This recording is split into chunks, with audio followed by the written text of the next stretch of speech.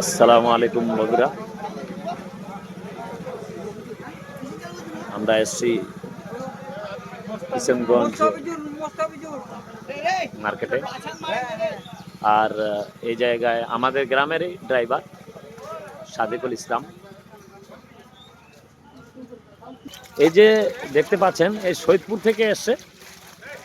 এই গাড়িটা হলো সৈয়দপুরের গাড়ি। আর এই গাড়ির মধ্যে কিন্তু বাটা মাছ ছাড়া আর কোনো মাছ পাওয়া যায় না। সৈয়দপুরের যারা মাছ নিয়ে আসে ওরা বাটা ছাড়া চিনে না অন্য কোনো মাছ। হ্যাঁ, ওর বাটাটাকে এরা ইলিশ বলে।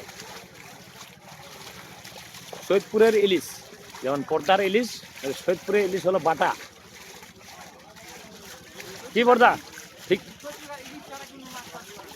বর্দা, সৈয়দপুর ছাড়া ইলিশ ছাড়া কোনো মাছ চাষ করে না। ইলিশ না ছাড়া কোনো মাছ চাষ করে না। পাতার ইলিশ, পাতার ইলিশ। পাতা ইলিশ।